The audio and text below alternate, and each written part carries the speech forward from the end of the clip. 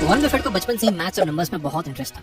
एक दिन उन्होंने देखा कि एक आदमी एक मशीन से सोडा खरीद रहा था, जिसे देखकर वो बहुत क्यूरियस हो गए और उस दिन जितने भी लोग उस मशीन से सोडा खरीद के पी रहे थे और बॉटल कैप को वहीं फेंक रहे थे, वॉरेन बफेट ने उन सभी बॉटल कैप्स को जमा कर लिया और उस रात घर जाकर उन्होंने सारे बॉटल कैप्स को काउंट किया और उन्होंने इस प्रोसेस को कई हफ्तों तक किया, जिससे एट द एंड उन्हें ये पता चला कि कौन सा ब्रांड मार्केट में ज्यादा बिक रहा है, लोगों को कौन सा फ्लेवर ज्यादा पसंद है। और इसी माइंडसेट के साथ जब वो बड़े हुए तो उन्होंने बॉटल कैप्स की तरह ही स्टॉक्स को एनालाइज करना शुरू किया, जहां वो अब सिर्फ नंबर्स को ही नहीं बल्कि पूरे बिजनेस को एनालाइज करते थे और उससे कंपनी की वैल्यू निकालते थे। वॉरेन बफेट जो बचपन में कर रहे थे उसे साइंस में न्यूरोबिक्स एक्सरसाइजेस कहा जाता है। ये न्यूरोबिक एक्सरसाइजेस आपके दिमाग के मेंटल फॉग को कम करती हैं और आपकी मेंटल क्लैरिटी को भी बूस्ट करती है। इन एक्सरसाइजेस की मदद से हमारे ब्रेन में नए न्यूरॉन सेल्स जनरेट होने का प्रोसेस तेज हो जाता है। जिन न्यूरॉन सेल्स से हमारे ब्रेन में इंफॉर्मेशन ट्रांसफर होती है वो और भी ज्यादा तेज हो जाती है और हमारी ब्रेन पावर बढ़ जाती है। आज मैं आपको 8 तरह के न्यूरोबिक एक्सरसाइजेस के बारे में बताऊंगा जो आपके ब्रेन पावर को इंक्रीज करने में हेल्प करेगी। तो अगर रेडी हो तो कमेंट में लिख दो आई एम रेडी।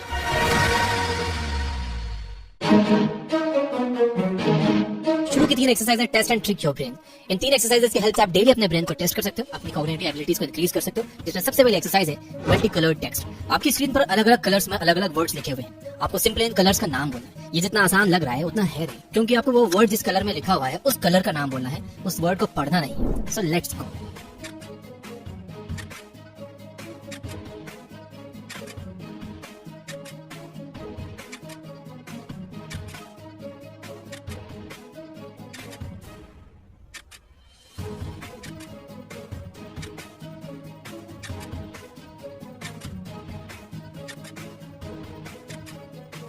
देखा, ये उतना आसान नहीं था ना।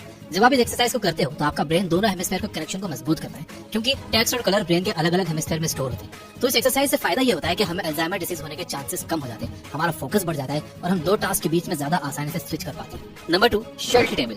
आपके सामने एक टेबल है जहाँ हर सेल में नंबर रैंडमली असाइंड है। ना आपको करना यह है कि इस टेबल के बीच में जो नंबर 19 है उस पर फोकस करो और आपका गोल ये है कि आपको नंबर 1 से लेकर बाकी सारे नंबर्स को असेंडिंग ऑर्डर में अपनी आंखों से ट्रैक करना है और ये काम आपको करना है 30 सेकंड्स में। सो गेट रेडी।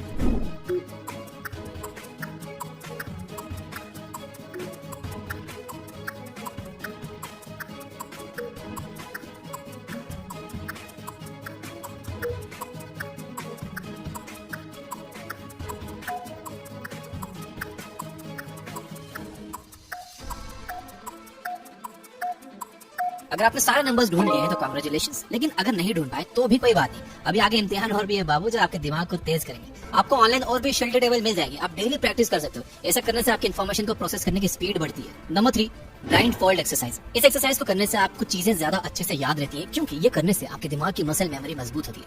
एक्सरसाइज बहुत सिंपल है, आपको अपनी आंखें बंद करके छोटे मोटे काम करना है। याद रहे कि छोटे मोटे काम करना है, भाग्य कार नहीं चलानी है। छोटे मोटे काम जैसे कि आप आंखें बंद करके पेपर पर कुछ लिख सकते हो, शेप्स बना सकते हो जैसे सर्कल, हार्ट, स्टार, ट्रायंगल, या फिर आप अपना नाम लिख सकते हो। आप कंप्यूटर या मोबाइल पर भी आंखें बंद करके अपना नाम लिखने की प्रैक्टिस कर सकते हो। आप राइट नाउ कमेंट में जाकर आंखें बंद करके अपना नाम लिखने की कोशिश करो।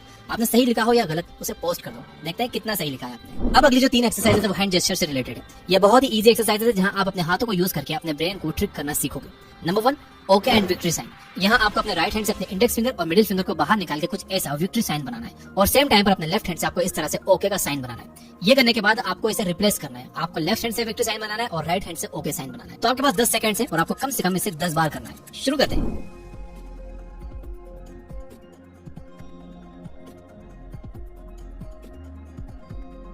आप इसकी प्रैक्टिस रोज कम से कम 10 बार करो। आई नो शुरू में ये मुझे भी बहुत मुश्किल लगता था। Number 2, make a circle and a triangle.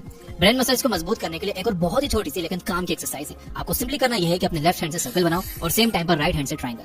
ये आपको हवा में बनाना है। कोशिश करो कि आप इन्हें परफेक्टली बना पाओ। आप इसे स्विच करो, लेफ्ट से ट्रायंगल बनाओ और राइट से सर्कल बनाओ। ये एक्सरसाइज सुनने में जितनी आसान है करने में उतनी आसान नहीं है, लेकिन जैसे जैसे इसमें आप परफेक्ट होते जाओगे आपका ब्रेन पावरफुल होते जाएगा। Number 3, clench your fist. अब आपको अपनी पूरी ताकत से अपनी मुट्ठी बंद करनी है और 90 सेकंड्स तक ऐसे ही होल्ड करके रखना है। अगर आप ये एक्सरसाइज राइट हैंड से करोगे तो आपकी मेमोरी फॉर्मेशन एबिलिटी इंक्रीज होगी और अगर लेफ्ट से करोगे तो आपकी मेमोरी रिकॉल एबिलिटी बढ़ेगी। और ये मैं नहीं कह रहा हूँ बल्कि ये कह रहे हैं मॉन्टक्लेर स्टेट यूनिवर्सिटी के psychologist. Use your non dominant hand.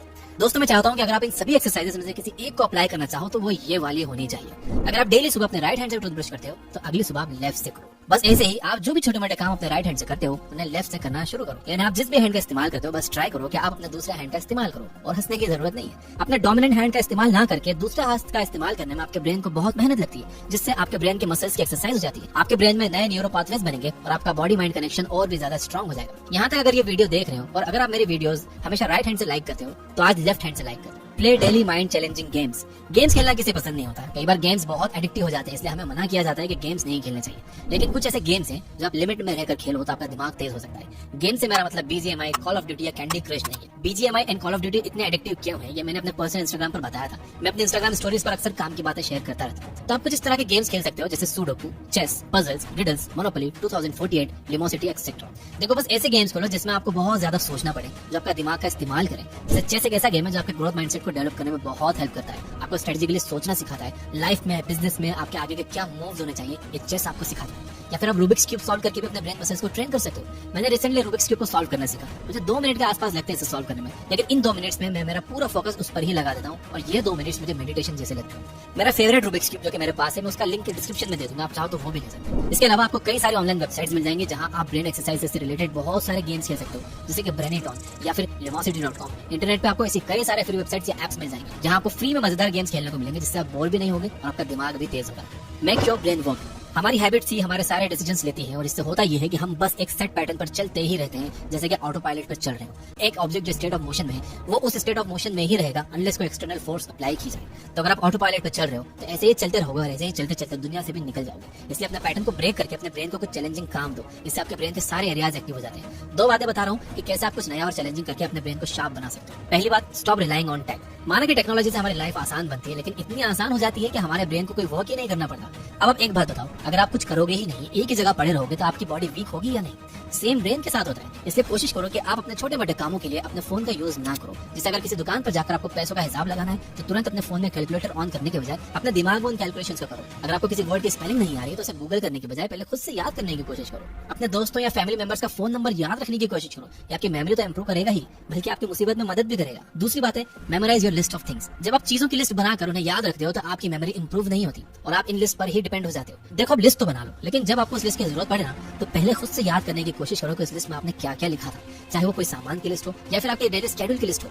बहुत कोशिश करने के बाद भी याद ना आ रहा हो तब आप वो लिस्ट को देखो। इस एक आदत से आपके ब्रेन की मेमोरी मसल्स हमेशा एक्टिव रहेंगी। Expand your imagination using all 5 senses. आज के समय में जो सबसे ज्यादा बड़ी प्रॉब्लम है जो हम सभी फेस कर रहे हैं वो ये है कि हम हमेशा डिजिटल और विजुअल चीजें जैसे कि टीवी, लैपटॉप या फोन में देखकर अपने आप को सेडेट करते रहते हैं, जिसकी वजह से हमें ज्यादा इमेजिनेशन या माइंड में विजुअलाइज नहीं करना पड़ता। सब कुछ हमारे आंखों के सामने अपने आप होने लगता है और हमें ज्यादा सोचना भी नहीं पड़ता, जिससे हमारी इमेजिनेशन और विजुअलाइज करने की आदत और पावर कम होती जा रही है। न्यूरोप्लास्टिसिटी के रिसर्च में ये देखा गया है कि हमारे 5 सेंसेस हमारी बॉडी और कॉग्निटिव फंक्शन से डायरेक्टली कनेक्टेड है। इसलिए ये एक्सरसाइज आपके 5 सेंसेस को ट्रिगर करके आपके IQ को इंक्रीज करने में आपकी हेल्प करती है। आपको करना यह है कि आपको दिन में सपने देखने हैं। अब इससे हमारा मतलब यह है कि जैसे आप रात में सोते हुए जब सपने देखते हो तो आपके सारे सेंसेस एक्टिव हो जाते हैं, आपको सब कुछ असली लग रहा होता है। वही सेम चीज आपको दिन में कॉन्शियसली करनी है। किसी भी चीज को इमेजिन करो और अपने 5 सेंसेस से उसे एक्सपीरियंस करने की कोशिश करो। आप कुछ भी सोच सकते हो, अपने सक्सेस को विजुअलाइज कर सकते हो या अपने आइडिया को सच होते हुए देख सकते हो, जहां आपको सब कुछ रियल लग रहा होगा। जब आप कुछ इमेजिन करते हो, उसे देख सकते हो, उसे सुन सकते हो, स्मेल कर पाते हो, इससे आपके ब्रेन के सभी एरियाज एक्टिव होकर एक साथ काम कर रहे होते हैं। इस एक्सरसाइज को आपको हर दिन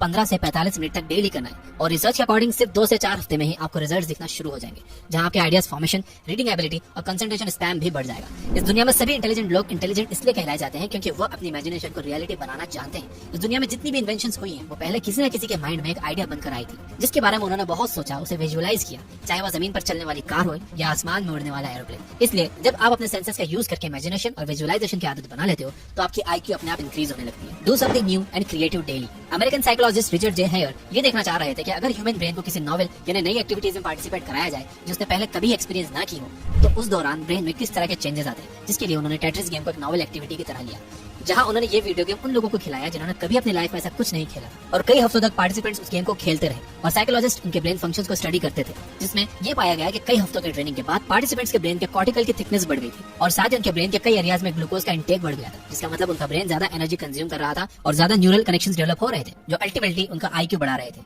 और टाइम के साथ वो इस गेम में अच्छा भी करते जा रहे थे। बट हैरानी की बात तो ये थी कि टाइम के साथ उनके ब्रेन में ये ग्रोथ जितनी तेजी से हुई थी उतनी ही तेजी से कम भी होने लगी, क्योंकि उनका ब्रेन उस गेम को समझ गया था, उसे खेलना सीख गया था और अब उसे इतनी मेहनत नहीं करनी पड़ रही थी, इसलिए उनका ब्रेन आलसी हो गया था। इसलिए जब आप हर दिन कुछ नया करते हो, कोई नई स्किल सीखते हो या नई लैंग्वेज सीखते हो या कोई नया गेम ही खेलते हो या फिर कोई क्रिएटिव काम करते हो, तो इससे आपके ब्रेन को ज्यादा मेहनत करनी पड़ती है। जिस तरह से आप जिम जाते हो और वेट्स उठाते हो तो आपकी मसल स्ट्रॉन्ग होती है, वैसे कुछ नया या क्रिएटिव करने से आपके ब्रेन की मसल स्ट्रॉन्ग होने लगती है। Practice higher self control. Self control और इंटेलिजेंस आपस में बहुत ज्यादा कनेक्टेड है और अपने ऊपर कंट्रोल रखने से आप अपना आईक्यू इंक्रीज कर सकते हो। 2009 की येल स्टडी में पार्टिसिपेंट्स को एक आईक्यू टेस्ट करने को दिया और उन्हें बताया गया कि आईक्यू टेस्ट के बदले उन्हें रिवॉर्ड मनी दी जाएगी और फिर उनको 2 ऑप्शन दिए गए, या तो वो आईक्यू टेस्ट देने के बाद इमीडिएटली ये रिवॉर्ड मनी ले सकते थे या फिर वेट करके बाद में ले सकते थे। जिन लोगों ने अपने रिवॉर्ड के लिए वेट किया उन लोगों के आईक्यू टेस्ट में बाकियों से हाई स्कोर्स थे, जिससे एक्सपर्ट ने ये कंक्लूड किया कि जो लोग इंपल्सिव डिसीजन को रेजिस्ट करते हैं और खुद के इमोशंस और एक्शंस पर अच्छे से कंट्रोल रखते हैं वो लोग ज्यादा इंटेलिजेंट होते हैं। अमेरिकन ऑथर मायरा मेंस कहती हैं, the sign of an intelligent person is their ability to control their emotions by the application of reason. यानी इंटेलिजेंट लोगों की निशानी ये है कि वो अपने माइंड और इमोशंस को पूरे कंट्रोल में रखते हैं। और वीडियो को लाइक किए बिना बिल्कुल मत जाए। You guys are amazing, keep reading, keep learning, keep growing. Thank you for watching.